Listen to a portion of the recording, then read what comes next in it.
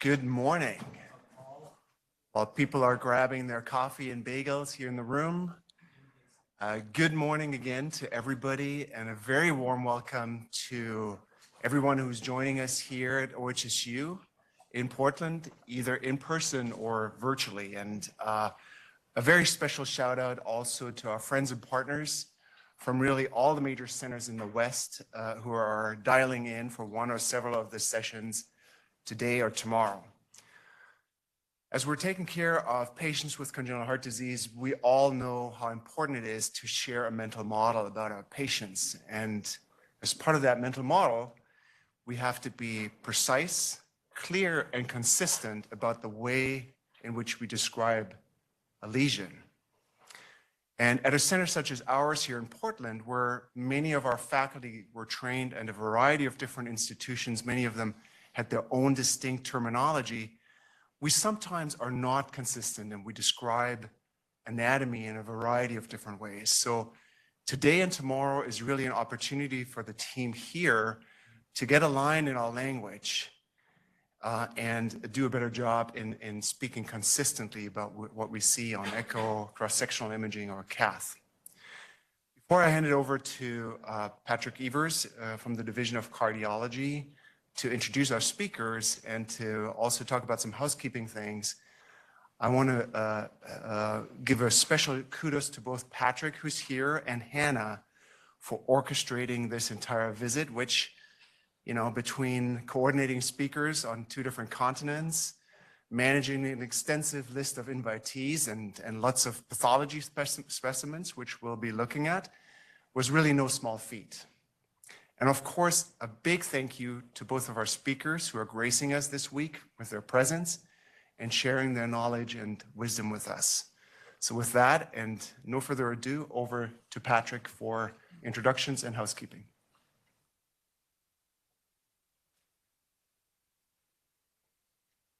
Thank you, Lars. And yeah, I echo the deep thanks to Hannah. Where'd she go? Oh, there she is in the back. An amazing kind of a bait and switch. Hey, you want to organize a CAS? Oh, it's going to be a conference that covers multiple days and multiple logistical challenges. So she's risen to the occasion, which we appreciate. Okay, a couple housekeeping things before speaker introductions. So as you see on the agenda that's projected, the next 2.5 days are going to be a mix of didactic sessions delivered some by both speakers, as well as anatomy focused sessions. So we're starting with normal anatomy, and then we'll move on to communications, ASDs, VSDs, inlets, outlets, heterotaxy, and finally the functional univentricular heart. Each of those sessions are going to be broken up by Dr. Anderson has given us talks on the development that pertains to that anatomy.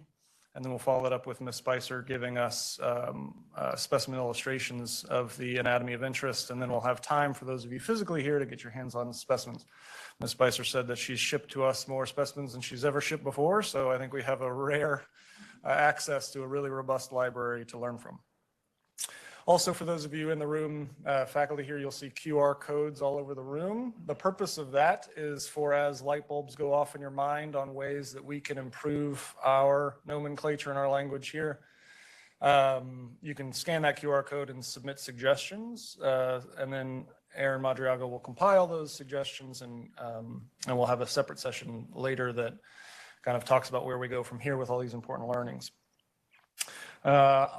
We'll have time for questions, I think, after each speaker will probably be the best way to do it. So after Dr. Anderson's video, I will have a time to ask him questions, and then we'll move on to Ms. Spicer. So with that, let me move to speaker introductions. So first, it is a distinct privilege to introduce Ms. Spicer, sitting here in the front row, one of the world's foremost authorities in cardiac morphology, anatomy, and nomenclature.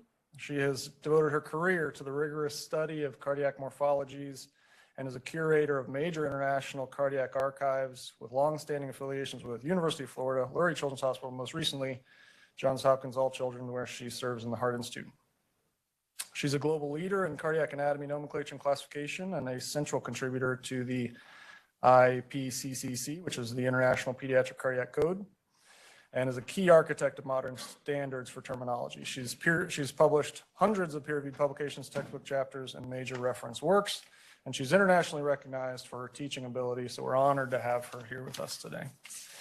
As well as an honor to introduce Dr. Anderson, who's online with us today. Dr. Anderson, from our perspective, you're in the room. Your face is about 2 feet tall. So it's like you're here. Joining us from London, Dr. Anderson is universally recognized as the world's foremost authority in cardiac anatomy and established what I would say, at least, is the inarguably most comprehensive and accurate method for describing cardiac morphology used across the globe and here at OHSU. He's a professor emeritus at University College London, and he's authored a remarkable 1,400 peer-reviewed publications, more than 400 book chapters, and 50 books. He's a recipient of the field's highest honors, including the British Heart Foundation Gold Medal, McKinsey Gold Medal of British Cardiovascular Society, and multiple doctorates, honorary doctorates. And he has shaped generations of clinicians. So please join me in welcoming Dr. Anderson and Ms. Spicer.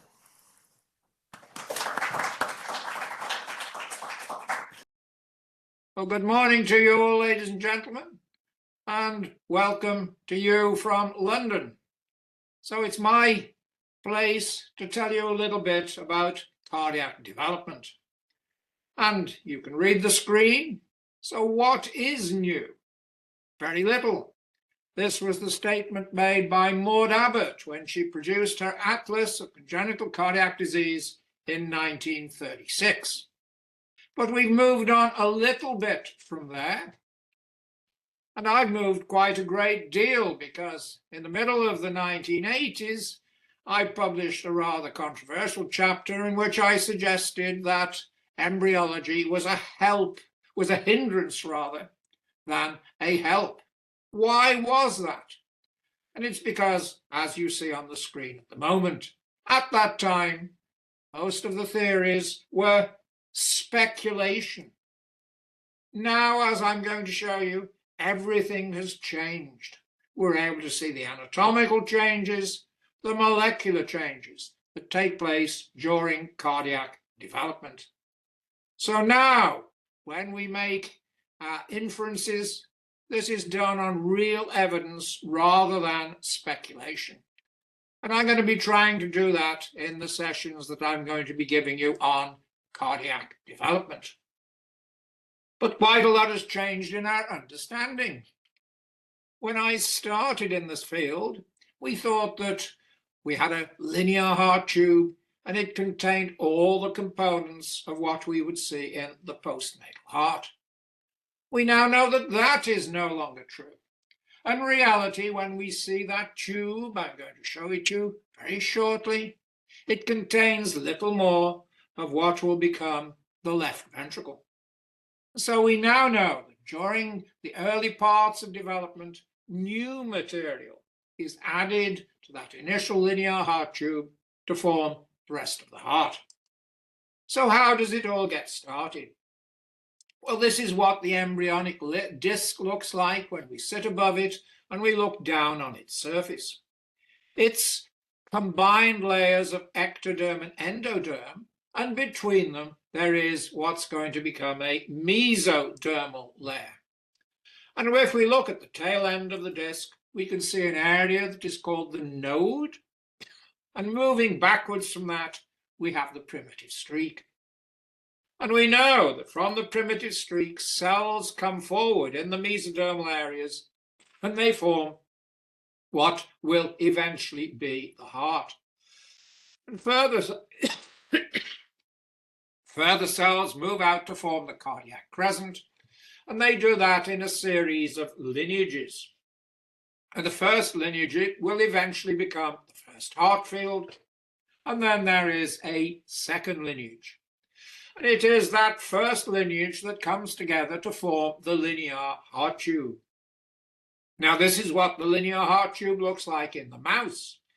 This is a scanning electron micrograph.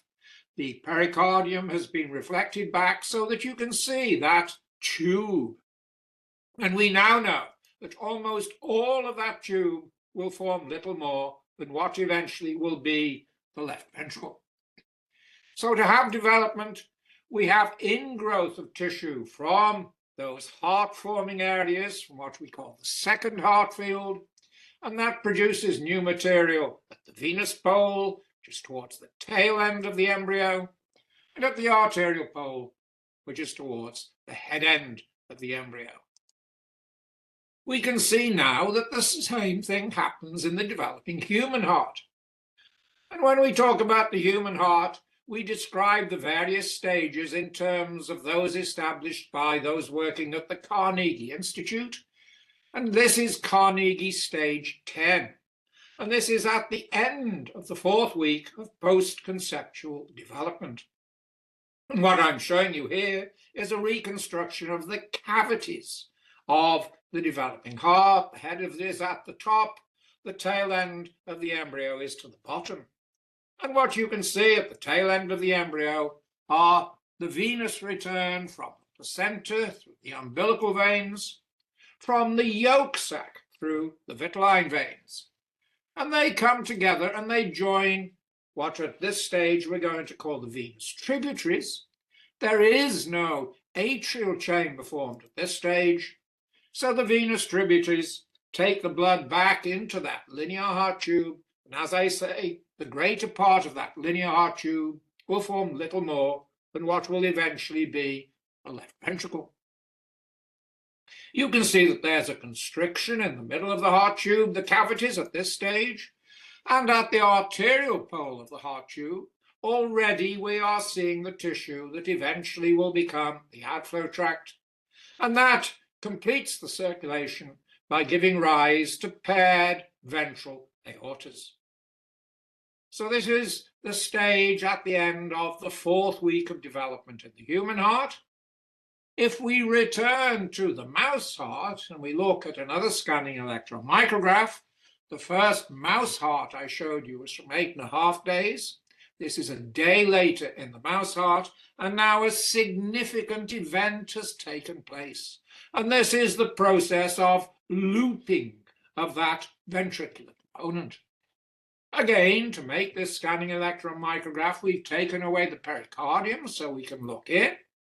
And now we can see the beginning of the atrial chamber. We can see that that joins what will be the ventricular loop at its inlet component, and this will be the atrioventricular canal. And this now is that part of the linear heart tube that initially formed its larger part, what eventually will be the left ventricle. But now there's been a further development in the ventricular loop, because we can see the beginning of what eventually will become the right ventricle, and that gives rise to the outflow tract. So this is what it looks like in the mouse heart. Let's again look at the human heart. So you see we've moved on from Carnegie stage 10 to Carnegie stage 11. Each Carnegie stage takes about 2 days of post-conceptual development. And again, we're looking at the cavities. And now those vitelline veins, umbilical veins, have come together to form hepatocardiac channels, and these are bilaterally symmetrical. But they now join together to form what eventually will be the sinus horns, and they are joined by the blood coming back from the embryo itself through the cardinal veins. We can see the beginning of the atrial component of the developing heart at this stage now, and we can more readily recognize the atrioventricular canal. And as in the mouse heart, the atrioventricular canal empties into the inlet part of the ventricular loop. And then, at the outlet of the ventricular loop, we have the outflow tract, which gives rise to those ventral aortas.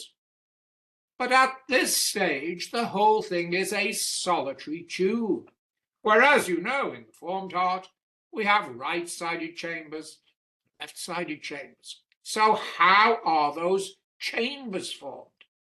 Well, they are formed by expansion from the cavity of what I've just shown you, which is the primary heart tube. And this is a process that has become known as ballooning. And the parts that balloon from the atrial component of the primary heart tube will form the appendages. And what I'm going to show you is that they balloon in parallel fashion. From the ventricular loop, we have ballooning of the ventricles, specifically the apical components of the ventricles. And there is a significant difference when we compare the process of ballooning, because in the ventricular loop, the apical components balloon in series, whereas in the atrial component, they balloon in parallel. And this is shown rather nicely in this drawing that was made by colleagues of mine in Amsterdam. And what you're seeing here in grey is all that part of the primary heart tube. We're looking at it from the front, and there in blue you can see the ballooning atrial appendages, and as you see, they are ballooning in parallel. But then from the ventricular loop, shown in red, we have a big apical component of the left ventricle, and that is ballooning in series with the apical component of the right ventricle. And it is this process of ballooning with formation in the atrial chamber of the appendages, in the ventricular chamber by those apical trabeculations. It is this process that permits us to understand sequential segmental analysis. And I'm going to be giving you a presentation on sequential segmental analysis. So why is this process so important? It is because the process of ballooning gives us the difference between what is going to be morphologically right as opposed to what is going to be morphologically left. So if I show you this picture of the mouse heart, and this is a frontal section, it's towards the end of development in the mouse heart. I hope you can understand that you're seeing to your right hand the developing right atrium, to your left hand the developing right atrium, to your right hand the developing left atrium. From the outset, as the right atrial appendage balloons out, it does so through a broad junction with what initially was the primary atrium. And you can see the pectinate muscles in the atrium. And on the right side, from the outset, they extend all the way round the atrioventricular junction.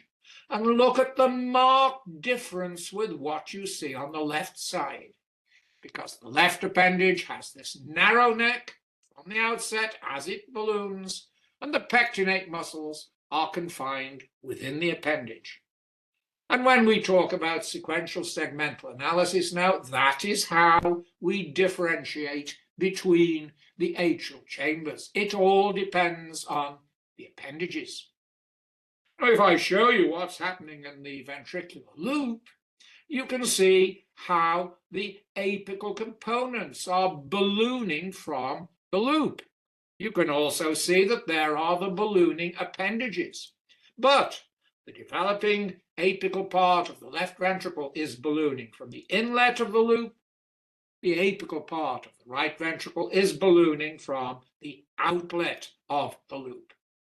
And it is that process of ballooning that also permits us to understand why we have isomerism within the heart.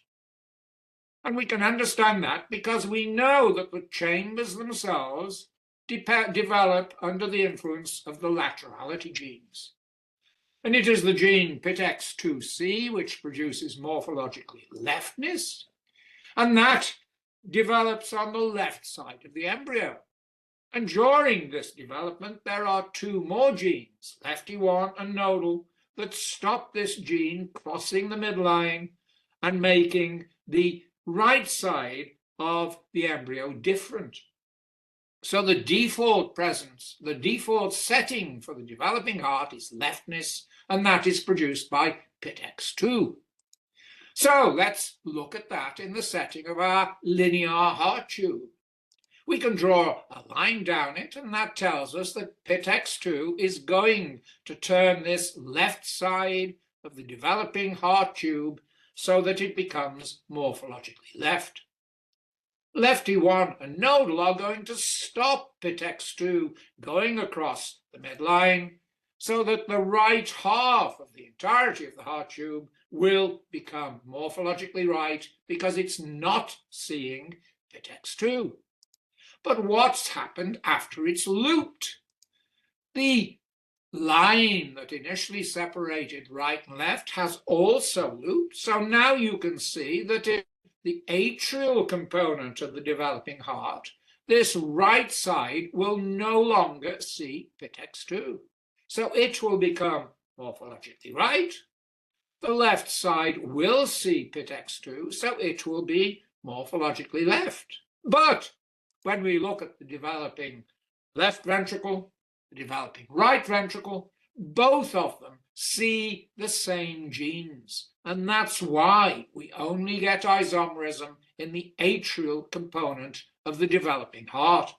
And that is why when we knock out Pit-X2, we take away the possibility to produce morphologically leftness. As you see here, we have bilaterally right appendages, whereas when we knock out the midline barrier, as was done here in this section sent to me by Professor Mano from Japan, who created this knockout mouse for lefty 1, now Pit-X2 can get on both sides, and we have isomeric left appendages. So in terms of the heart, it is only the appendages that show evidence of isomerism. What we're going to show you is that the veno-atrial connections are variable. The remainder of the cardiac components are variable. So all need to be described along with all those other remaining systems of organs. And they're not always uniform, but where there is no uniformity, we take care of that by describing all of the systems as we're going to refer back to. But let's move back now into basic cardiac development, because it is remodeling of the persisting parts of the primary tube as opposed from the balloon components that determines the way they join to one another. So it's remodeling of the atrioventricular canal that determines the atrioventricular connections. And then, once that has been determined, we have to septate them. So the next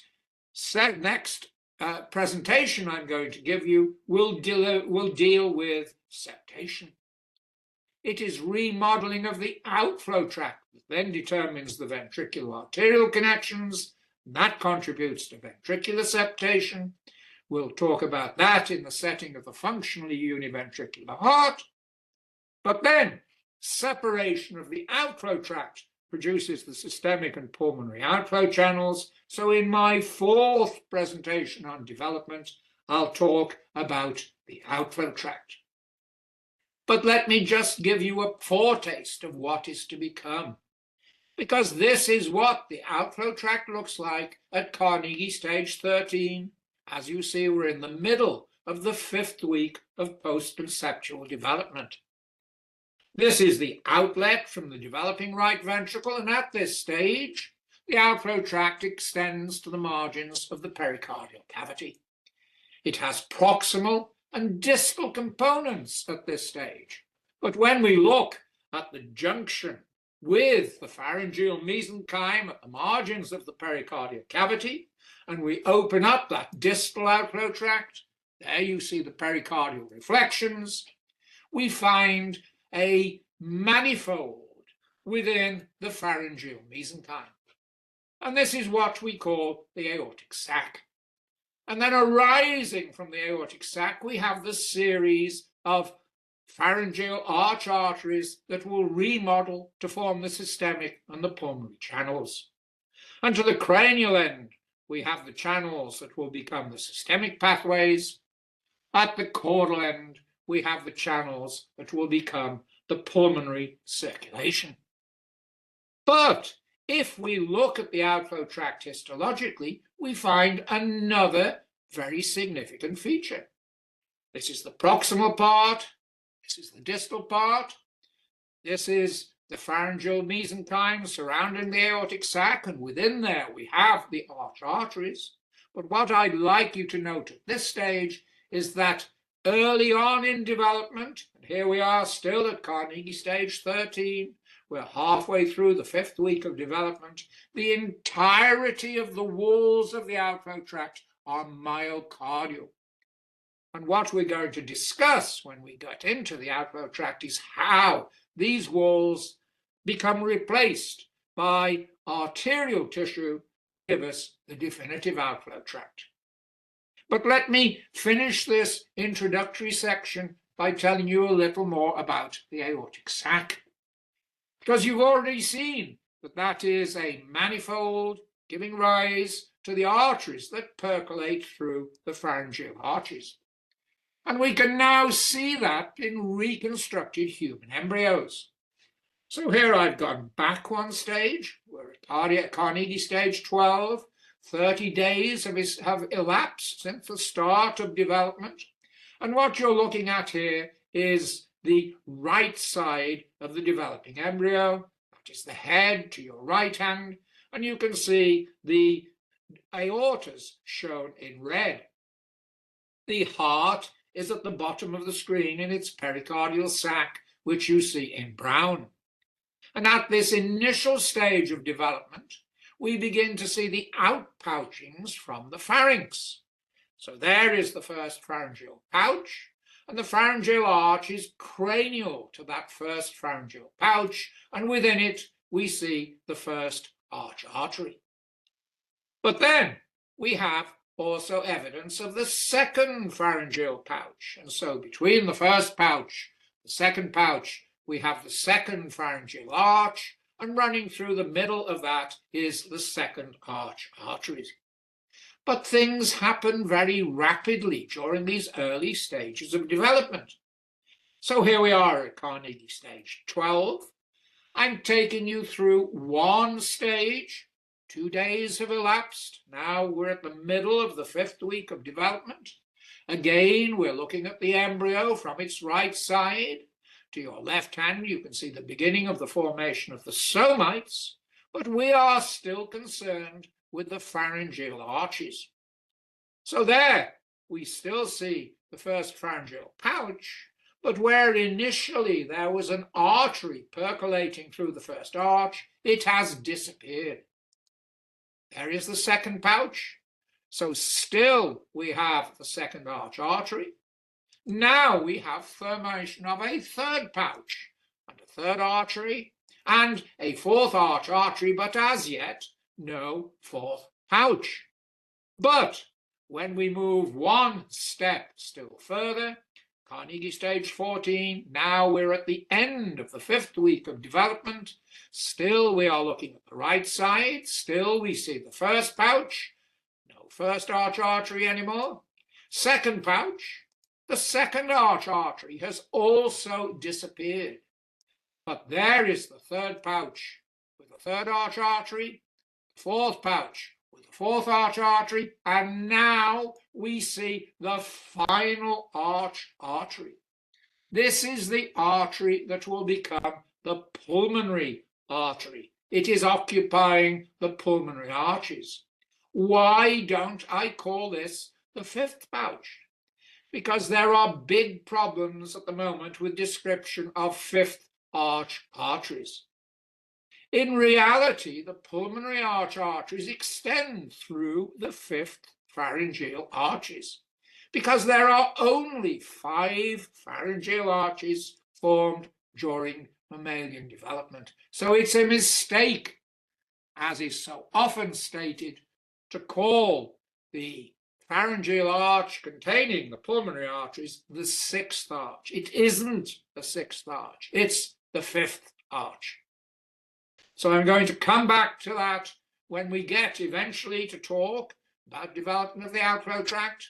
But in this opening presentation, I've shown you the processes that produce the building blocks.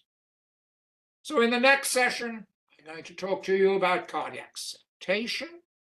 Then we'll have a specific presentation where we'll discuss what happens as we have univentricular hearts, And then finally, we will discuss the changes that take place during remodeling of the outflow tracts. But hopefully, this has set the scene for your understanding of cardiac development.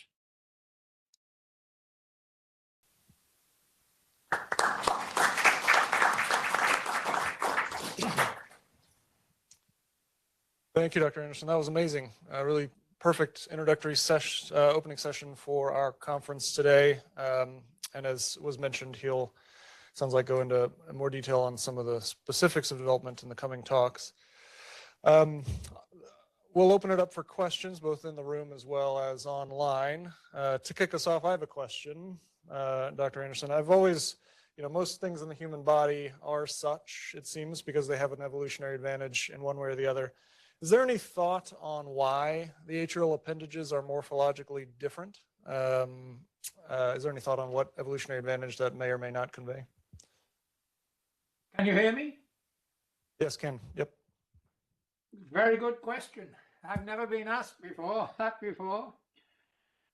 I can't give you a good answer. I don't think anybody's really thought as to why they should be different. I guess it's something to do with the reservoir capacity that they have to take on board. I mean, when the blood comes, when the systemic venous return comes back, that is variable depending on what's being pumped back to the heart. But when it's, so the right atrial appendage is much better placed to contract or get bigger, get smaller, then of course the blood that's expanded from the right side comes back to the left side, and the left side simply takes what it gets. So I guess it doesn't have to respond in quite the same way.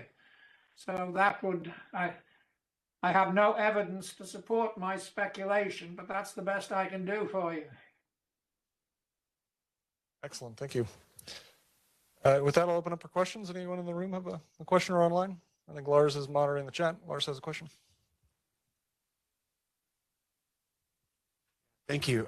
Thank you, Dr. Anderson, for this exquisite lecture. And I have a question. I also have a question around heterotaxy. And I know we have a dedicated lecture for that tomorrow, so feel free to defer till then if I'm stealing your thunder. But could you comment on a little bit on how the changes in the other organs that often are found in heterotaxy, how they relate to the changes that we see in the heart? You explained exquisitely how the atrial appendages become isomeric, and how is that connected to the other organs? That's another very good question that you put to me there. For a start, I dislike intensely the term heterotaxy, because heterotaxy simply means other than normal. I mean, you all know that. So in reality, mirror imagery, what I'm sure most of you call situs inversus, mirror imagery should also be part of heterotaxy.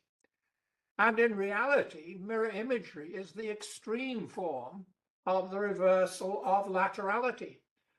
But you also well know that mirror imagery is in fact quite rare. And when we do have problems in laterality, we have the situation where we have isomerism.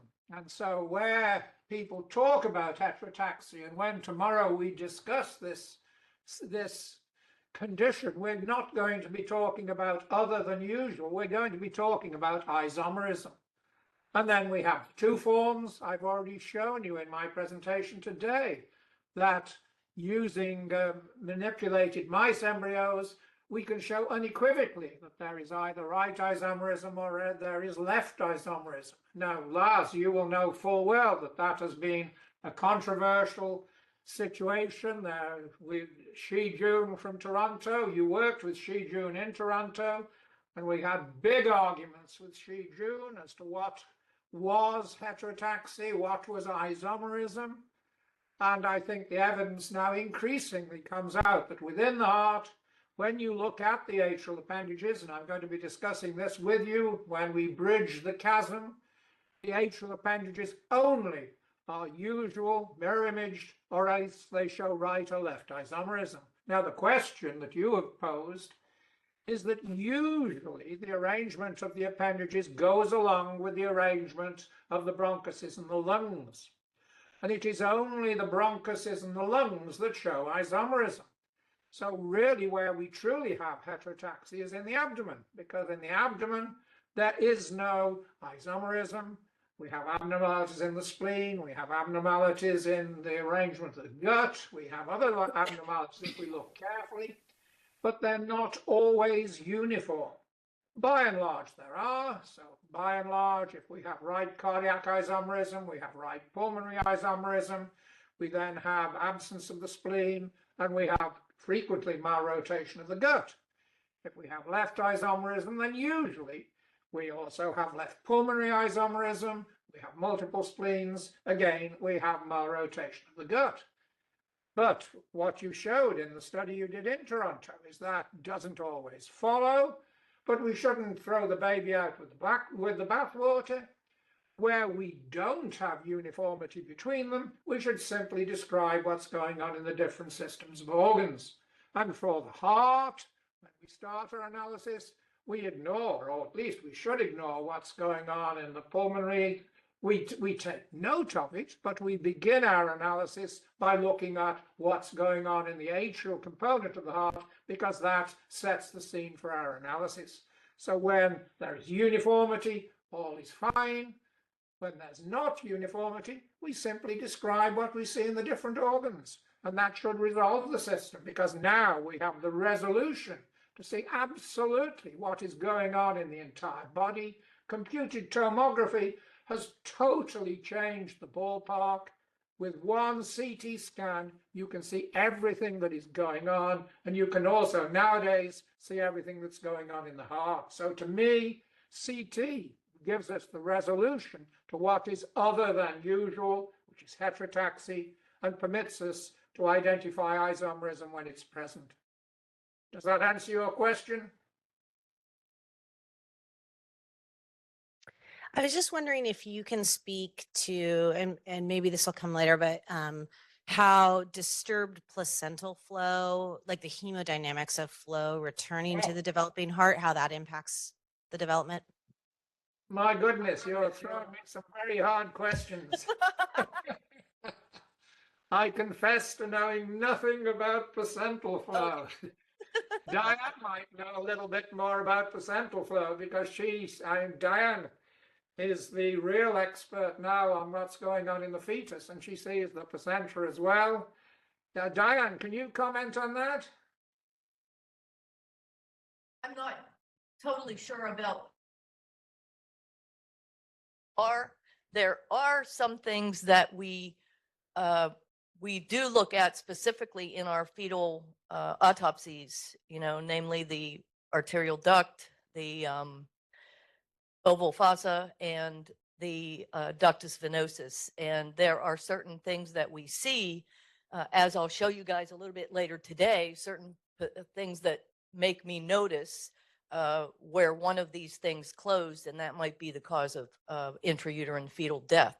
I know that smoking inhibits placental flow, a few other things as well, certain drug uses, certain diseases, autoimmune things, but I'm not so sure how all of those things and their placental poor flow affect the development of the heart itself.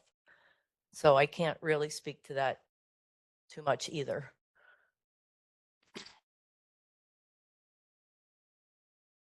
Thank you, Dr. Anderson, for that really thrilling talk.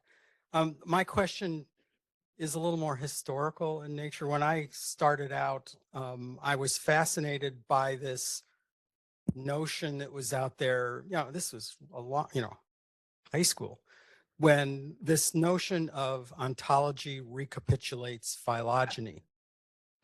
And I'm wondering if I'm guessing you've come across that idea, and also maybe familiar with the history of it and what you think of whether it has any truth to it even now.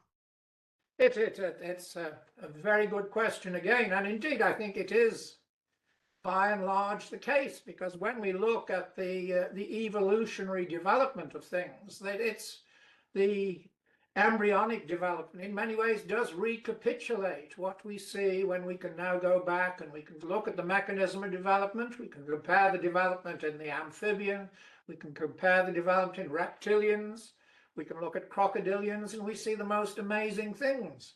So I think there is a degree of truth in the fact that the ontologic development does reflect the evolutionary development, but the real problem is that there are major differences. So, for example, if you compare the situation in the chick embryo and birds diverge markedly in terms of their development from human development, and a lot of our initial knowledge of development came from study of the birds.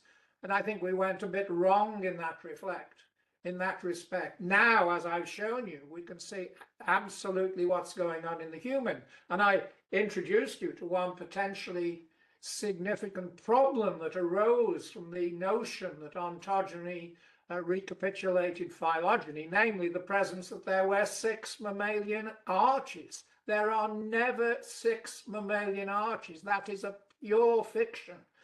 And I mean, we all talk about the Rathke diagram. I'm going to show you the Rathke diagram when we talk about the aortic arches. In fact, when Rathke first produced his diagram, he only had 5 arches. It was Boas subsequently who introduced the notion of the 6 arches, and he screwed everything up because there are only 5 arches. So yes, there is evidence that ontology recapitulates phylogeny, but now I think when we're seeking to relate the development to the definitive morphology of human congenital heart disease, we need to stick to human development, because now we can really see what's going on with human development.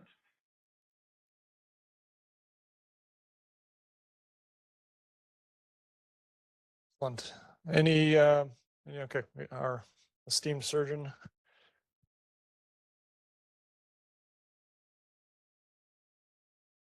Dr. Anderson, my question is about the junction of the ductus arteriosus and the descending aorta. We know what the normal junction looks like. Is it the ductus, is it cells from the ductus that encircle and then slowly recede as time goes by, or is it a fight between the aorta? Is there like a territory between the aortic cells and the ductal cells? Because this obviously has implications on coarctation of the aorta and how it develops. So are there any insights into the ductal aortic junction in the normal fetal development? Thank you.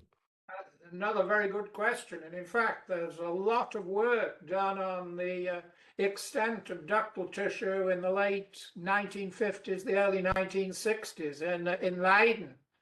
And Professor Braun, who was a very well-known surgeon who worked in Leiden at the time, and he spoke, he did a lot of work on this with a guy called Vilenka. And then there was a very good lady who became their professor of pediatric cardiology called Caroline Brans. And I knew Caroline Brans. In fact, I knew all of them well. And they produced some exquisite work on the extent of the ductal tissue. And they showed that in the normal situation, there is a degree of extent of ductal tissue into the descending aorta, but it never encircles the aorta. Whereas in coarctation, the real difference, as you imply, is that the ductal tissue really does make a lasso around the junction between the isthmus and the descending aorta. But that is not part of normality. That is a part of the situation that reads towards coarctation. And when I started in the field, there was a big controversy between flow and whether it was solely dependent on flow. And there's no question that if you have reduced flow, then you get the situation that the ductal tissue creates this lasso around the union between the isthmus and the descending aorta. Which comes first? Is it chicken and egg? I don't think we have yet resolved that, but certainly there is the extent of ductal tissue is unequivocally part and parcel of coarctation, and that was, as I say, established by Vilenka and Dankmeyer in the late 1960s, the early 1970s, which is when I was starting in the field. As I say, I knew Gerard Brom very well. He was a delightful man. He was a real Renaissance man. He was very kind to me, and I got on very well with the people in Leiden, and they were the people who really established what was going on in co-optation. But subsequently, the Xu Yen Ho, who worked with me in London, she extended their work, as did Adriana Gittenberger de Groot, and we did no more than reinforce the notion that had been established in Leiden. And I think Brom called it expansion of the mind and constriction of the aorta by thinking about the extent of ductal tissue. So good question, but everything was established and worked out in Leiden in the during the 1960s.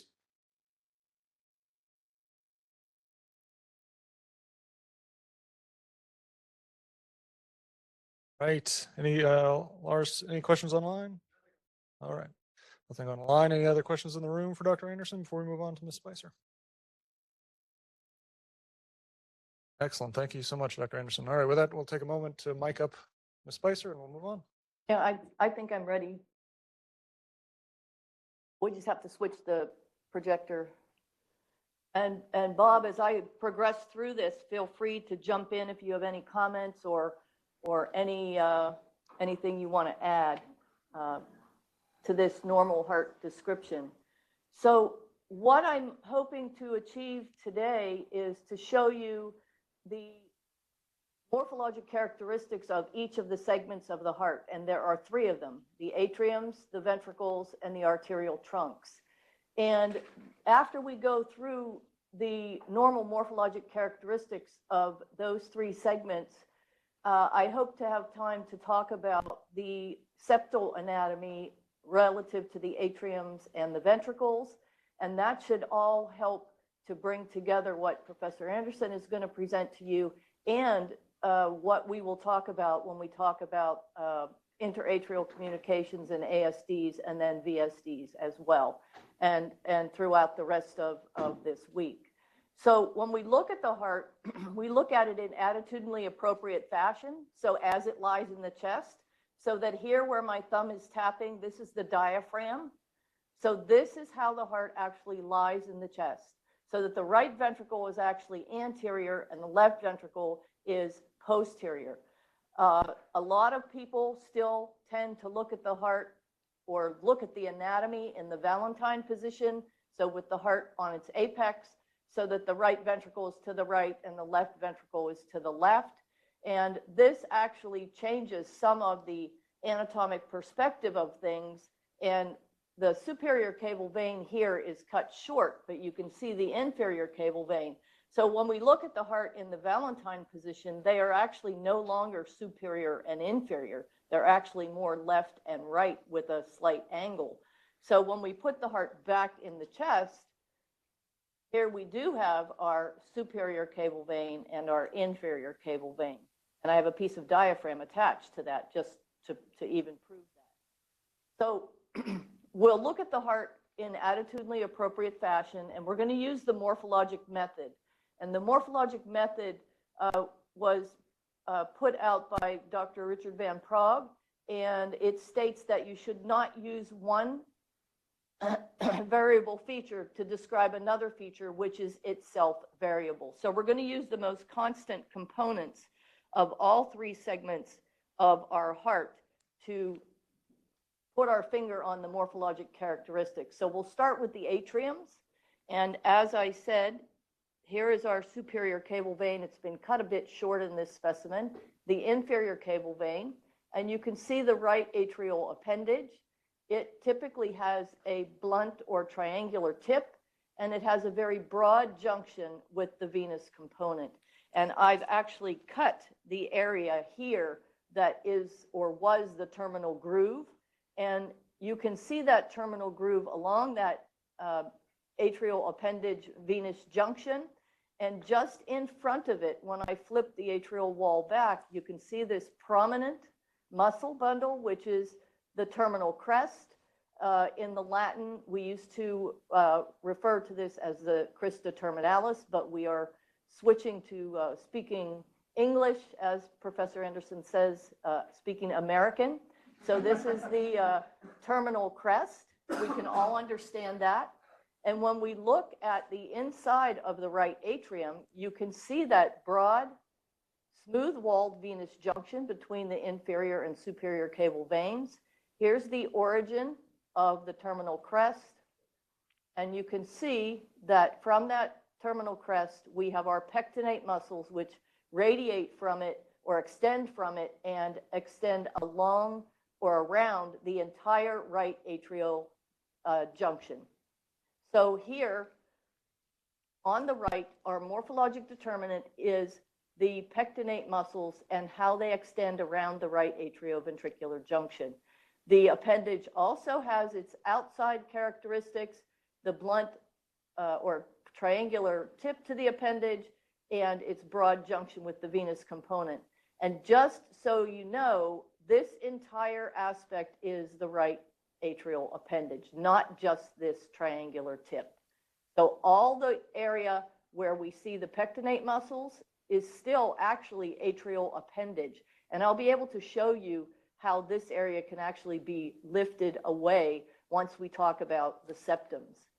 When we look inside of the right atrium, there are other structures that we identify as the right atrial or what we see on the right atrium, but they are variable. So the flap valve at the floor of the oval fossa or the primary atrial septum, it could be absent. So it's a variable structure. The eustachian valve here is arising from that terminal crest, and you can see that it is extending into the right atrium with a prominent tendon that we'll talk about in a moment. And then here is the coronary sinus, the mouth of the coronary sinus, and portions of this right venous valve also extend to become the Thebesian valve, or the valve that guards the mouth of the coronary sinus. Again, another variable structure. The cable veins are also variable structures, so we cannot use them to define our right atrium. So it's a blunt appendage with pectinate muscles extending around the atrioventricular junction. So the extent of the pectinate muscles is our morphologic determinant, and you'll see how that compares on the left.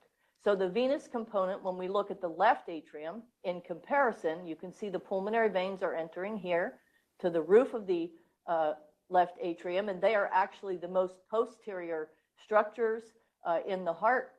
When we look at the appendage, you see that it's much more tubular or finger-like. It often has scallops along the edge and often a hooked appendage to the tip or a hook to the tip of the appendage. And the junction to the venous component is quite narrow compared to that broad junction on the left. So if we look at the inside of a morphologically left atrium, you can appreciate the narrow junction of the appendage and look at the pectinate muscles. They are confined to the appendage itself. They don't spill out around the atrioventricular junction. So the atrial vestibule on the left is smooth. And here you can see the left side of the primary atrial septum, where it is opposing the superior interatrial fold, which we'll discuss in a moment. And you can see how it has this typical horseshoe appearance where it becomes adherent. And I see this even in adults, this little horseshoe structure where it adheres to the superior interatrial fold. Another marker for the left atrium is actually the coronary sinus, because even though it drains to the right atrium, embryologically, it is a left-sided structure. So again, the left atrial appendage is tubular, and the pectinate muscles are confined to the appendage, and the vestibule is smooth. So our morphologic determinant, as far as the atriums go, are the extent of the pectinate muscles.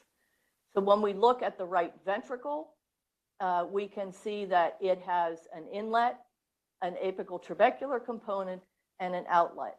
So we talk about it in tripartite fashion. And the tricuspid valve guards the inlet of the right ventricle, and it is a morphologically right structure. So wherever you have a right ventricle, you will have a tricuspid valve in the inlet. So the largest of the 3 leaflets is the anterior superior leaflet, and it is in part supported by the anterior papillary muscle, which is the largest papillary muscle within the right ventricle. This is a portion of the inferior leaflet. So if I fold this back down, you can see where the ventricle was opened, it got cut. So the anterior papillary muscle also supports that commissure between the anterior superior and the inferior leaflet. The inferior leaflet, actually, there's a little bit of it over here, and sometimes it's supported by its own small papillary muscle or several papillary muscles, so quite variable. The septal leaflet, as its name states, lies against the septal surface, and it has attachments to the septal surface, and the medial papillary muscle supports the commissure between the anterior superior and the septal leaflet. So this is the medial papillary muscle. The right ventricle is morphologically characterized by its apical trabecular component because it's the most constant non-variable portion of the right ventricle. So you can see that the trabeculations are quite coarse, the septal surface is trabeculated, and when we look at the most prominent trabeculation, which is the septomarginal trabeculation, or as we called it in the old days, the septomarginal, I can't even say it anymore, the trabecula septomarginalis. I just revert to my American, as Professor Anderson says. So this is the largest trabeculation within the right ventricle, and it is a kind of a septal support structure, and it actually has 2 limbs, superiorly the cephalic limb, which rises up to join this subpulmonary infundibulum, and then the caudal limb, which extends back to reach the inner heart curvature or the ventriculoinfundibular fold. And we'll talk about all these structures in a bit more detail when we talk about the defects. But the medial papillary muscle arises from that caudal limb. There are some other structures that arise from the septomarginal trabeculation. You can see the moderator band, which has been cut here, which is that structure that defines the right ventricle echocardiographically. So it extends from the base of the septomarginal trabeculation to the anterior papillary muscle. And then we have the septoparietal trabeculations, which extend out to the parietal wall of the right ventricle. And these, when they hypertrophy in tetralogy of Fallot, can cause extensive additional problems with subpulmonary stenosis. So in the right ventricle, the pulmonary valve is supported within the outlet by a complete muscular sleeve, or the subpulmonary muscular infundibulum. And you can see that it also joins with that inner heart curvature, and that ventriculoinfundibular fold is the muscle bundle that separates the atrioventricular valve from the arterial valve. And you'll note here that there is this little kind of line or border between the cephalic and the caudal limbs of the septomarginal trabeculation. And this is where the supraventricular crest in the normal heart during development inserts into or joins the apical component of the ventricular septum.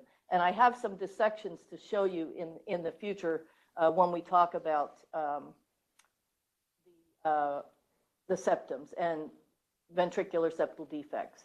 So when we look at the left ventricle, guarding the inlet of the left ventricle is the mitral valve. And the mitral valve is, just like the tricuspid valve, is going with the right ventricle. It is a morphologically left structure. So you will always have a mitral valve in the inlet of a left ventricle, no matter where it's located in the heart. So it has 2 leaflets, the mural leaflet, which is this much more shallow leaflet here, and it encompasses about 2/3 of the inlet of the left ventricle, and then the anterior or the aortic leaflet is a much more broad leaflet, and it makes up the remaining 1/3. So the papillary muscles are supporting equally both of the leaflets. It's not one papillary muscle to one leaflet, but you can see the tendinous cords support equally both of the leaflets. And as well, when I lift the free wall over, you can see that there are no attachments to the interventricular septum like we had on the septal leaflet of the tricuspid valve. So total papillary muscle support on the left within the left ventricle of the atrioventricular valve. So when we look at the apical trabecular component or our morphologic determinant, you can see that the apical trabeculations are much more fine and crisscrossing than they were on the right. And the septal surface becomes smooth towards the outlet. And the reason we refer to this broad leaflet of the mitral valve as the aortic leaflet, as you can see, it's the one that's in fibrous continuity with the aortic valve in the left ventricular outflow tract. So our morphologic determinant for the ventricles is the apical trabecular component.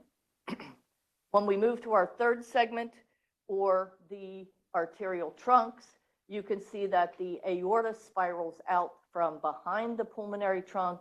It is rightward and more inferior than the pulmonary trunk, which is anterior and leftward. And we identify the arterial trunks by their branching pattern. So I will tell you that compared to the atriums and the ventricles, the branching pattern of the arterial trunks is not as 100% as the other two segments, because as you all know, there are abnormalities of the branches, but they are actually quite rare. So we just rely on the branching pattern as we see them in most hearts, even congenitally malformed. And then if there are abnormalities, we just describe them. So the pulmonary trunk is identified by its branching pattern to the left, which is almost totally open here, the left PA, main pulmonary artery, and then the right main pulmonary artery, which passes behind the aorta to the right lung. And in this specimen, which was an adolescent, you can see the arterial duct is now a ligament. When we talk about the branching of the aorta or from the aorta, the first branches are the coronary arteries. And here is the right coronary artery. You can see that it is almost mid-sinus here. It's a little bit close to this commissure, and it lies just a slight bit below or directly at the sinutubular junction. The left coronary orifice is here, and you can see that it extends as a main left coronary, which is a variable in length, and then it will divide into the anterior interventricular and the circumflex artery, which is here. And we'll talk a little bit about coronaries as well in a bit. So the next branches from the aortic arch are the brachiocephalic arteries. So this is the brachiocephalic trunk, which has been cut proximal to where it would bifurcate into the right carotid and the right subclavian. And then we have the left carotid and the left subclavian. And you can see these are all quite close together. And the way they arise is actually quite variable between the hearts that we'll look at. And sometimes you can have a vertebral artery arising directly from the arch as well. And then, of course, the aortic arch normally extends to the left. So if we go on to talk a little bit about some of the other anatomy we see in the right atrium, namely, I'm going to mention the triangle of Koch, which will become instrumental when I talk about the atrial septum. So the triangle of Koch is the triangle that we use to mark where the atrioventricular conduction axis is located. So if you take the eustachian valve and you tug on it, you can imagine that there is something pulling towards this area.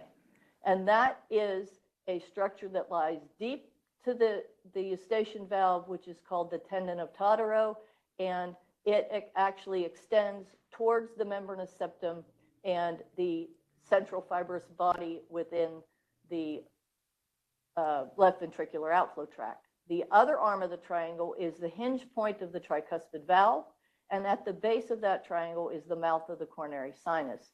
So if you draw the lines of the triangle, you end up with the apex of the triangle of Koch being located in this area, and that is right where your atrioventricular conduction axis is going to be located. That stuff, when I have a bit more time to show you where the membranous septum is located. But the membranous septum has atrioventricular and interventricular components. So the interventricular component lies right here, and the atrioventricular component just here.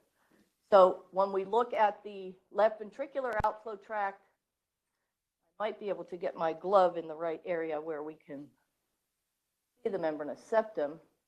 So it typically lies beneath the interleaflet triangle between the right and the non-coronary leaflet. So our membranous septum will be right here.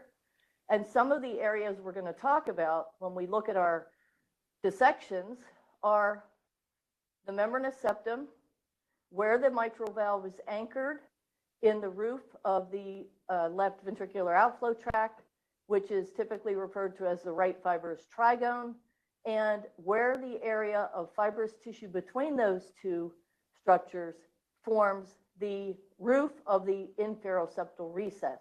So that is this area here, and this used to be called, or still is referred to as, the central fibrous body. And this will have implications as to where the conduction axis will arise to give rise to the left bundle branch. So this area here, we're going to show some dissections, what the inferoseptal recess looks like and how it plays an important part in the location of the conduction tissue and the interatrial folds and the junction with the ventricular septum. So when we look at the atrial septum, many people think that this entire area is the atrial septum, when in reality it is only the flap valve or the primary atrial septum, and there is a muscular buttress right here, which is the second true component of the atrial septum. And when Professor Anderson talks to us about the development, he will show you how this develops and what are the important players as far as this muscular buttress. But you can see the muscular rim of the oval fossa joins with that muscular buttress here. So those are the only two true components of the atrial septum. When we look at the right and left atriums from the lateral aspect, here is the superior caval vein and the inferior caval vein, and you can see how close the right pulmonary veins are to my probe, or the superior caval vein. Here's the inferior caval vein, and again, the right lower pulmonary veins have been opened, so they still are very close. But you can see this groove here, which is typically referred to as Waterston's or Sondergaard's groove, and surgeons can use this to access the mitral valve and the pulmonary veins. But you can see how deep that fold is. And here is the primary atrial septum. So that's the oval fossa here. And if I put my probe across it, which it remains to be probe patent in this particular specimen, you can see that it is actually overlapping the superior interatrial fold in order to close that flap valve against the left atrial wall. So there's quite a deep fold between the atrial walls, so that the only true components of the septum are here. And when you have a defect here, we call it a so-called septum secundum defect, when it's actually a deficiency of the primary septum. Looking at the inferior caval vein, there's also another area of folds here between the mouth of the coronary sinus and the inferior caval vein. So you can see I can put my probe almost all the way to the apex of the triangle of Koch. And the right fiber fatty tissue at the inferior atrioventricular groove. You can see here's the inferior interventricular coronary artery. The right coronary will run in this area, and there is fiber fatty tissue all the way to the apex of the triangle of Koch. So you can see how I mentioned earlier that all of these pectinate muscles that look like they lie against the septum are actually part of the right appendage and can be lifted away from the septum. So if I show you some more specific dissections of how we can remove a lot of this interatrial fold tissue, this is another morphologically right atrium. So here's the superior cable vein. The inferior cable vein is down here. So I've just cut and lifted away the superior cable vein. So this is now the transverse sinus. There's the aorta.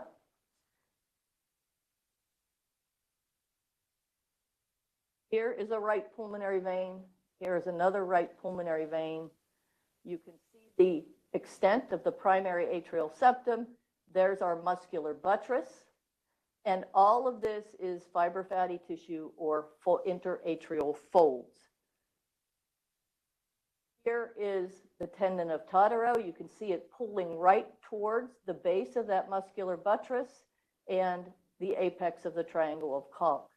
You can also see all this interatrial folds. This would have been where I put that probe beneath the pectinate muscles. And you can see the fiber fatty tissue coming from the atrioventricular groove here. You see the right coronary running in that AV groove. And if you have a right coronary system that's dominant, more often than not, you will have the artery to the atrioventricular node running along that fiber fatty tissue plane on the crest of the muscular ventricular septum, which lies deep to this fat, and towards the atrioventricular conduction axis to supply it with oxygenated blood.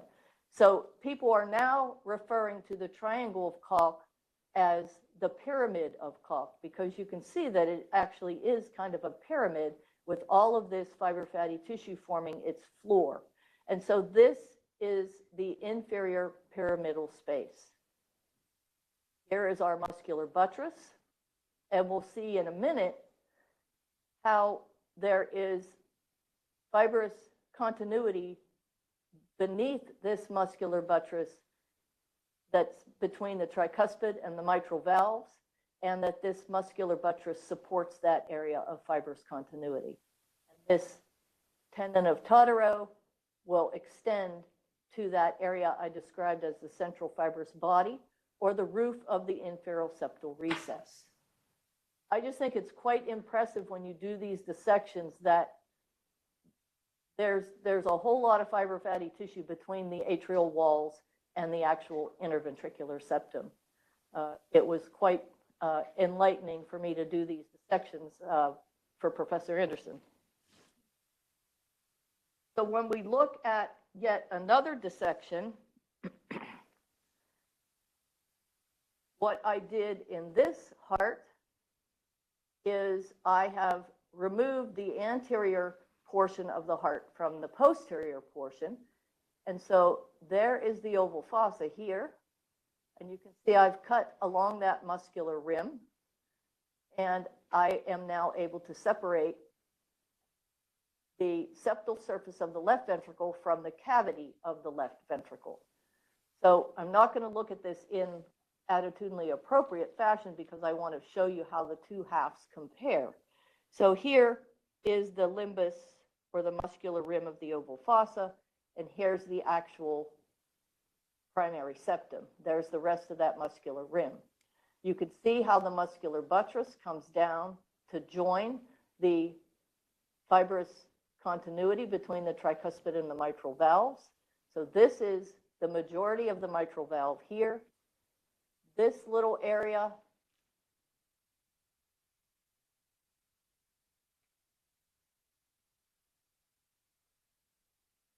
is the rest of the mitral valve that I left attached. So you can see the aortic to mitral fibrous continuity.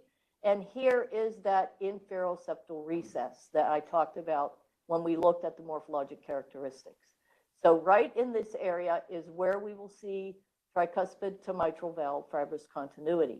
Again, you can see the mouth of the coronary sinus joining the right atrium. And here is that extensive fibrofatty tissue plane that is extending in to the inferior pyramidal space. And we can see the same thing here. There's the coronary sinus, and you can see the fibrofatty tissue of the inferior pyramidal space. And here is the muscular buttress. And just in this area is where there is tricuspid to mitral valve fibrous continuity. So that your left bundle branch will be emerging right in this area and extending along the muscular rim beneath the membranous septum before it trifasciculates over the surface of the left ventricle. So it's just really impressive how there are such amazing interatrial folds, which will become very important when we talk about interatrial communications versus true atrial septal defects. And if we talk a little bit about now about the membranous septum, not the membranous septum, the muscular ventricular septum, we already know that it makes up the majority of the ventricular septum, and there's only a small component that is the membranous septum. But what I would like to point out is that the pulmonary trunk is lifted up off of the muscular ventricular septum by that subpulmonary sleeve of muscle.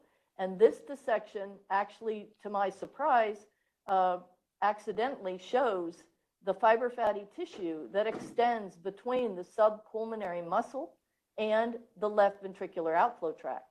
So that this will prove to us that there is no true outlet septum in the normal heart. And here on kind of the long axis echocardiographic view, you can see again the aortic root, the muscle supporting that right coronary valvar leaflet, and this extensive fibrofatty tissue plane between the subpulmonary infundibulum, this is pulmonary valve here, and the outlet to the left ventricle, so that there is no potential for an outlet septum in the normal heart.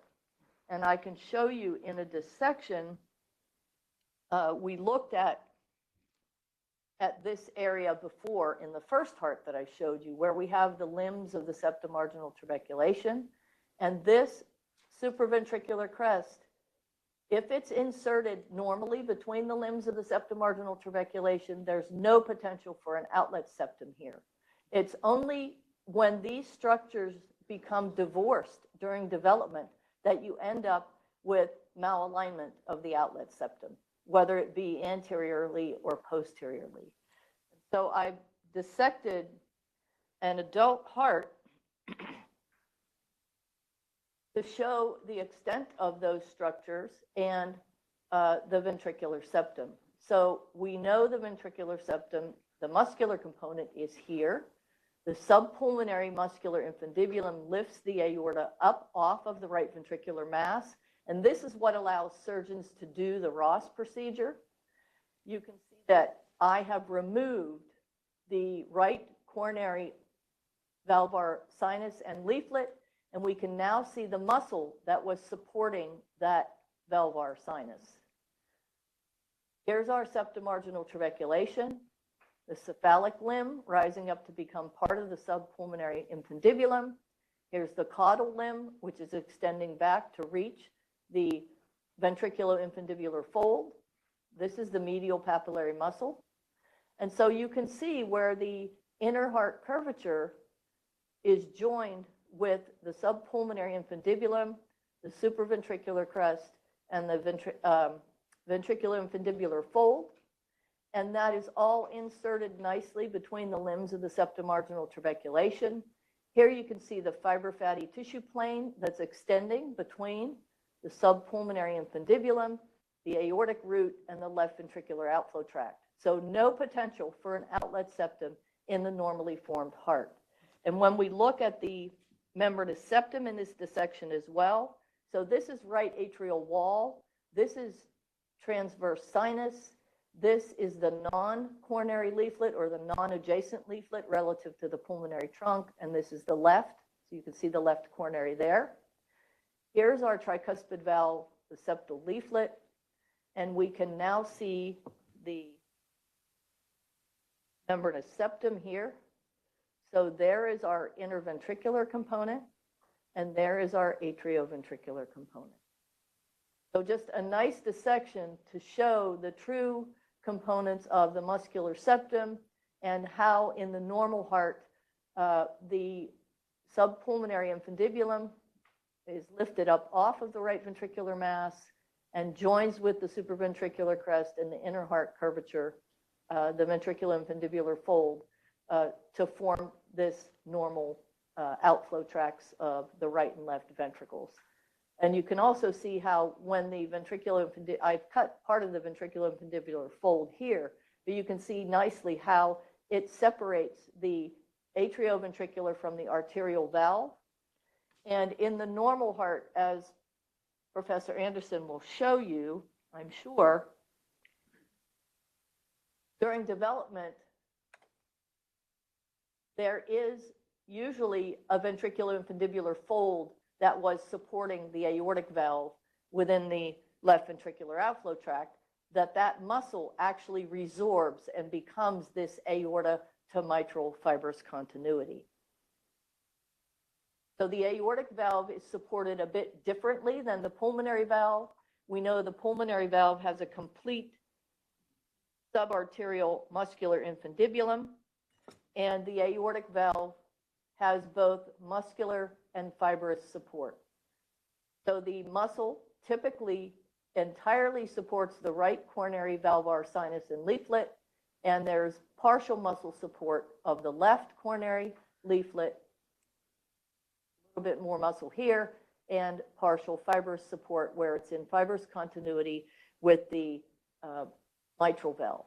The non-coronary leaflet or non-adjacent leaflet is typically supported by fibrous tissue. And as I mentioned, the interleaflet triangle between the right and non-coronary valvar sinuses is where the membranous septum is located at the base of that triangle. And all of these interleaflet triangles lift the pulmonary valve leaflets up to the sinutubular junction.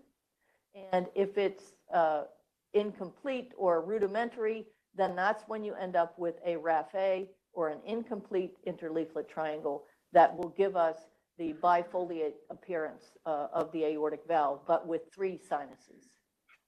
So if we look at the aortic valve on short axis, some of this anatomy will be important when we talk about atrioventricular septal defects. So here you can see the pulmonary trunk, how it's spiraling around the front of the aorta. And that shows us that the aorta is actually the centerpiece of the heart. There is our subpulmonary muscular infundibulum. You can see I can lift it away from the aortic root quite easily. And when we look at the aortic root, it is wedged deeply between the tricuspid and the mitral valve, or the atrioventricular valves. This is the muscular rim of the oval fossa, and this is the inferior portion of the flap valve. And you can see the transverse sinus here. So when we look at the aortic valve, there are these 3 nice valvar leaflets. And when we look at the coronaries relative to the pulmonary trunk, the observer typically is looking from the non-adjacent or the non-coronary leaflet towards the pulmonary trunk. And to their right hand, you have the right coronary artery, and to their left hand, the left coronary artery. And people refer to these in different ways. So this is the right hand facing sinus, or sinus number 1, the left hand facing sinus, or sinus number 2. And the right coronary artery is dominant in this particular case. Usually the first branches are the artery to the sinus node, and sometimes the artery to the subpulmonary infundibulum, or what some people call the conal branch. In this specimen, it actually has a separate origin from the main right coronary, but you can see that the right coronary extends all the way around the right atrioventricular groove and gives rise to the inferior interventricular, or what people typically refer to as the posterior descending. And then there are a couple branches that supply the free wall of the left ventricle. And there is our artery to the atrioventricular node. This is the coronary sinus. You can see it's extending into that inferior pyramidal space. The left coronary, the main coronary artery, has a variable length and can be quite short or can be quite long. You can see it's dividing into the anterior interventricular, or what people refer to as the left anterior descending, or LAD. And here is the circumflex branch. And this actually may be another branch to the sinus node, because sometimes it will extend from both the right and the left coronary up to the cavoatrial junction on the right to have dual supply for the SA node. You can have these obtuse marginal branches or diagonal branches arising from the bifurcation. And another important branch for those who perform the Ross procedure is this septal perforator. And the surgeon has to be very careful not to get in the way of this artery, coronary artery, when they're removing the pulmonary trunk or the subpulmonary musculature to do the Ross. So you can have left dominant coronary systems as well, which are about 1/10 of us. The majority have dominant right coronary artery systems. Looking short axis, for those of you who do echocardiography, now see the 3 leaflets of the tricuspid valve. This is the anterior papillary muscle. You can see the medial papillary muscle between the anterior superior leaflet and the septal leaflet. And in this specimen, there is a nicely formed inferior papillary muscle. Again, inferior because it's on the diaphragmatic surface. You can see the extent of the interventricular septum and how the right ventricular inlet is separated by the interventricular septum from the left ventricular outlet. And other nice thing is that you can see how the tricuspid valve is septophilic. It lies against the septum or likes the septum, and the mitral valve is septophobic. It lies or is lifted away from the septum. Here are the 2 papillary muscle groups, and in attitudinally appropriate nomenclature, this papillary muscle is superior and lateral, and this papillary muscle group is anterior and medial. So here you can see the mitral to aortic fibrous continuity, and right here is that area of the inferal septal recess. So that's where the tricuspid and the mitral valve are in fibrous continuity. There's the area where the membranous septum would be located.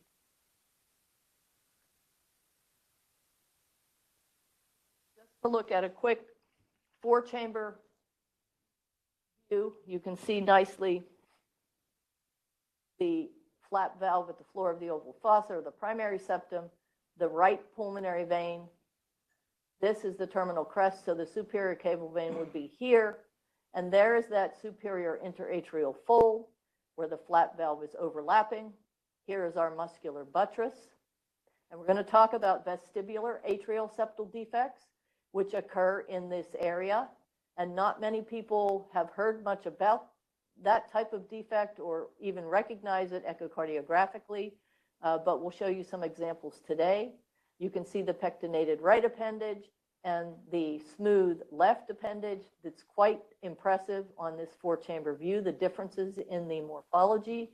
And tricuspid, mitral valve, you can see how the tricuspid valve is inserted lower on the interventricular septum than the mitral valve. And here is the inferal septal recess that I talked about. the muscular interventricular septum, and you can see only in this specimen the atrioventricular component of the membranous septum. But look at that area of fibrous continuity between the two atrioventricular valves here that is supported by that muscular buttress.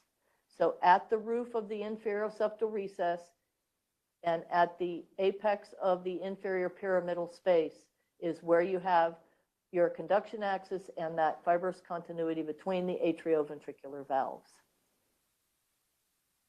That's about all I have, and I have 8 seconds left on my timer.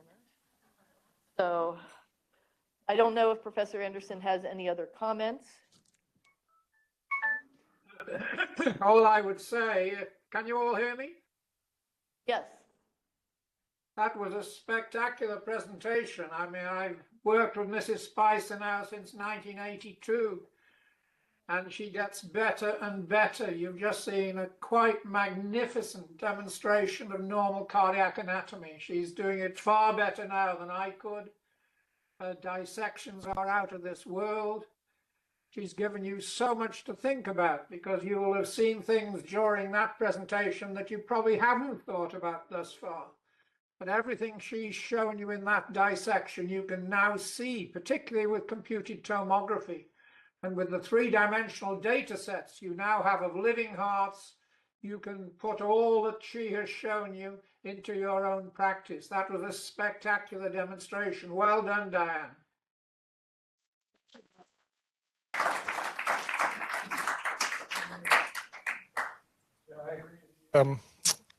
Sometimes I find these growth dissections confusing to even orient yourself, much less kind of appreciate the nuances that is being illustrated. But these were exquisite dissections that really, from an imager's perspective, really put you in the heart and could orient yourself well. It was really amazing.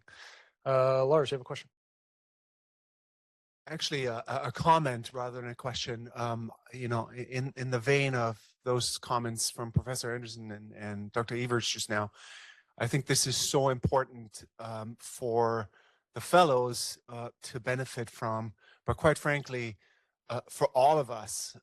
You know, I've been fortunate enough to listen to Professor Anderson do this a number of times, and every time, every new time is almost like a new time for me, and maybe that just reveals my forgetfulness and the fact that I clearly need lots of refreshers. But I would like to believe that the same is true for all of us. And so I think it's really good to remind ourselves, you know, there's a lot of sonographers in the room, you know, cardiologists, advanced practice providers.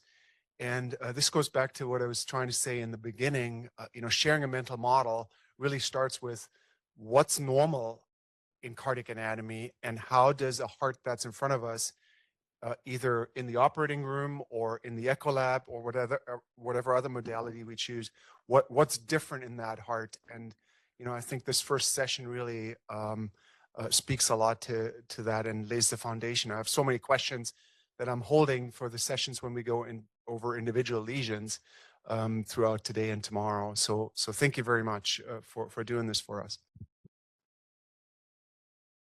I found it very impressive, the relatively limited real estate between the two atria. We should perhaps extend more grace to our cath colleagues when we do have pericardial effusions after RF perforations, because it's remarkably little amount of that atrium that's not an infolding of the epicardium and thus in the epicardial or pericardial space. So sorry, Grant. Questions? Comments?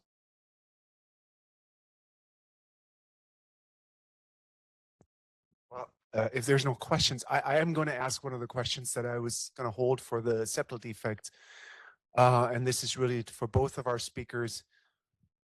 Would you agree with the statement that there is no superior sinus venosus, and you can give it a different name, atrial septal communication without anomalous connection of at least one of the right pulmonary veins?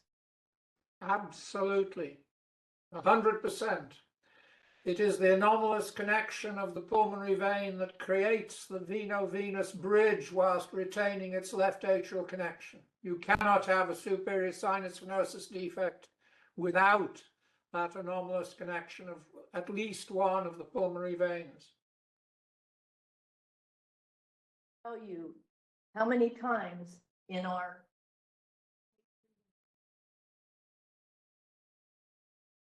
people have asked me that question. And after about 4 times, I emailed Bob and said, am I explaining this the right way? Because I keep getting the same question. And so he assured me that I was. And the only thing I would change in your description is instead of ASD, it's an interatrial communication, because you see all those folds I showed you. It occurs in those folds. So it's amazing the last 10 years that some of the work we've done, that Bob has put me up to do these dissections. And I never looked at things the way I look at them now, because I never went that deep. Same with the aortic root. There are so many crazy things you can see with the aortic root, and I just don't look at it the same way. Even in a fetal autopsy, I look at things totally different now, just because of all these special dissections that we've done. So it's actually been quite amazing for Bob to push me along some of these lines. So thanks, Bob. But it's also the fact that when you have the 3-dimensional data sets now, particularly with CT, you can see so much more than we do, because to make those dissections, Diane has to cut the heart apart. And I mean, you're going to have the opportunity to look at those dissections she's made, and they can be very difficult to understand. But when you have the 3-dimensional data sets and you know what you're looking at clinically, it's much easier for you to put things together and to see where they all are. But as Diane says, you've got to ask the right questions. If you don't ask the right questions, you ain't going to get the right answers.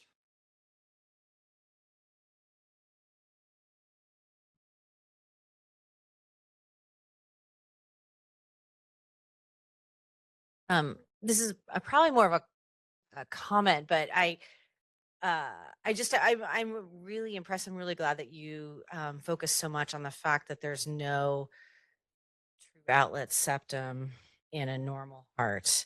And I'm sure I think going to talk about this a lot more when we get to VSDs, but it's one of those things where I'm just trying to figure out, struggling in terms of the language to use when we're using kind of echo to define looking for that, the anatomy in that area when we're talking about, looking for a VSD. I don't know. Again, this is more of a comment about how to use, what verbiage to use when we're describing the anatomy in both a normal and a not normal heart. But you'll probably talk about this more when we get to the VSD section. Does that make sense? I guess describing that septum in echocardiographic terms, I don't know. I just think it's challenging. So can I make a comment relative to that? Because it's a very important point you make, where you compare the normal heart. Because in realistic terms, in the normal heart, you would only be able to see muscular defects. The membranous septum is tiny in most normal hearts. So if you had a defect just the size of the normal membranous septum, for sure it would close. There would be spontaneous closure. So the whole point about when you have hearts with ventricular septal defects, the heart isn't normal anymore. So in a way, you're producing confusion when you try to explain that on the basis of normality. So what Diane has shown you is that there's no outlet septum in the normal heart. For sure, there's an outlet septum when the heart is abnormal, and Diane will show you that. So there's nothing wrong with talking about the outlet septum when you have ventricular septal defects, but it isn't there in the normal heart. I encourage everybody to come to the VSD lecture with all your with all your options for naming a VSD that's close to one of the semilunar valves, and then we'll try to strip away the terms that we don't want to use anymore. But bring them all so we can put them in the garbage.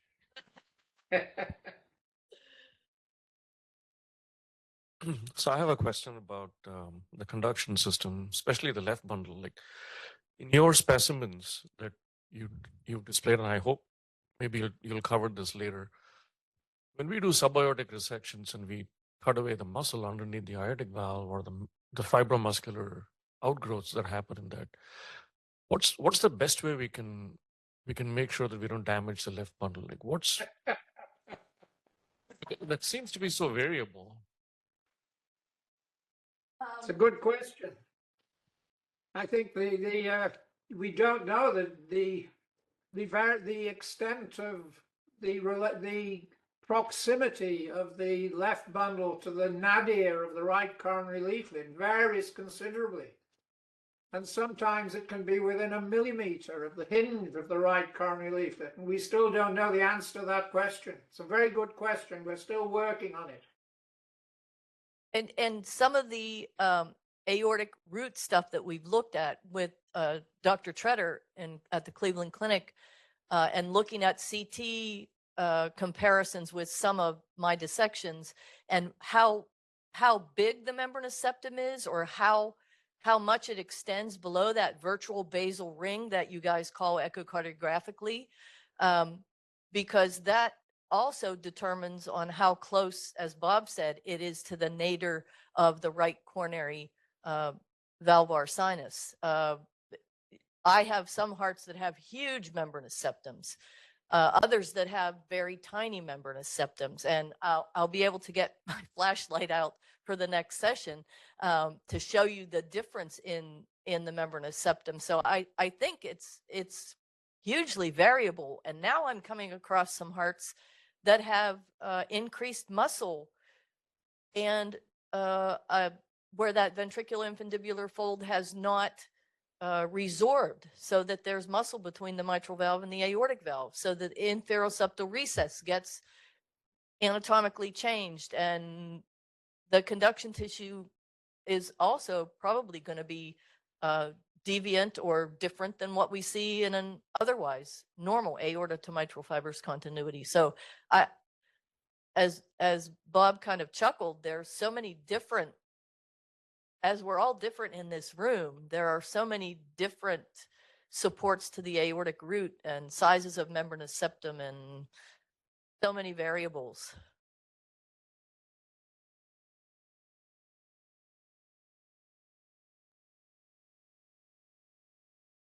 Yeah, so I think it's this thought keeps coming up while I'm listening to you talk, particularly your discussion about the value of three-dimensional viewing and the kinds of tools that we have available in living people, and then to talk about how personalized every heart is. Every heart is a snowflake.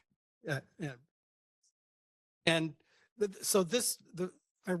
bringing up this question now because of Ashok's question, because I'm a little surprised that you're not talking about MRI at all, because while CT is incredible in terms of resolution, and pathologists who look at non-moving organs, don't think about functionality that much because none of it's functioning. But the possibility, and this is the core of my question, because here you two, the global leaders of the field of pathology. I mean, in the old days, Jesse Edwards and Van Meerop and colleagues of all these people, they're vastly disappearing. And no offense, but there's a reason for that, because we're going to be moving closer and closer to personalized medicine. And this question of where the conduction system, Balaji, I don't know if you know Balaji, our electrophysiologist, but we've been talking to our MR spectrometrists, who are some of the world leaders in spectroscopy, and the idea that maybe you can get a signal or a marker from electrical activity, from oxygenation, from other molecular functions that only happen in the living heart. Have you been approached by any of these biochemistry, spectroscopy, of cardiac anatomy to maybe personalize so you could do a study and say, oh, there is a bundle here and look where it is exactly. And maybe even in the cath lab or in hybrid labs, be able to identify using these functional tools to know exactly where it is because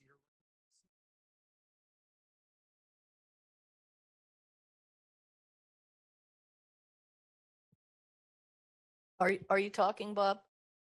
I do. Has the question finished? Yes. I mean,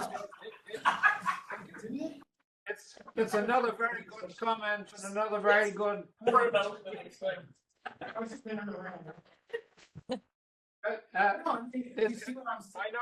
I know Bill Balaji very well. He was, I knew him when he was at Great Ormond Street before he moved out to, is he there? Please give him my very best wishes. But I mean, the point you make about personalized medicine and identifying these things is right on the ball. I don't want to take anything away from magnetic resonance, but I think that the point you make to me as a morphologist is that the resolution is so much better with CT than it is with magnetic resonance.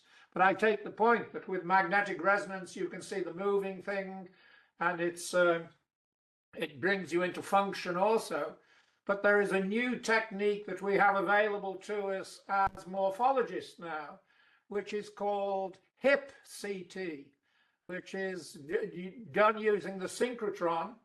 You can't yet do it in living people. You have to put the hearts through the synchrotron, and now we can get down to 2-micron resolution using HIP CT. And with that, without question, we can see precisely the relationship of the conduction system within the heart, and we can reconstruct it to 2 microns resolution. And in that way, I mean, the data sets are becoming more and more available. I'm working with Andrew Cook at Great Ormond Street, and Andrew now has over 100 data sets, and I'm trying to persuade him all the time to let me look at these, because all the information that you're making, the point about personalized medicine, is there. And with HIP CT, we can actually look at the genes within the cells that we identify. This is going to take a few years to come through, but it is a great technique and it mirrors exactly what you can see in the living situation. So I take on board exactly what you say, and I think we are moving in the same direction. Yeah, I know there are all kinds of intraoperative things that people are doing these days to identify the conduction pathways, but that's way above my pay grade. But I know there are people who are, I've heard people in lectures talk about it. So definitely we are moving to personalized medicine. And it's a good thing I'm getting close to retirement, because CT and MRI and HIP CT are going to put us out of business. Absolutely. And I know, at least according to Twitter, Justin Treader is doing a lot of work on characterizing the conduction system in an individual prior to his aortic valve intervention. Right. Okay, with that, I think I'll bring us to a close. We have a short break before Dr. Anderson's next talk. Hopefully people can come up and ask any additional questions. Yeah, if you want to look at the normal hearts, I can put them out.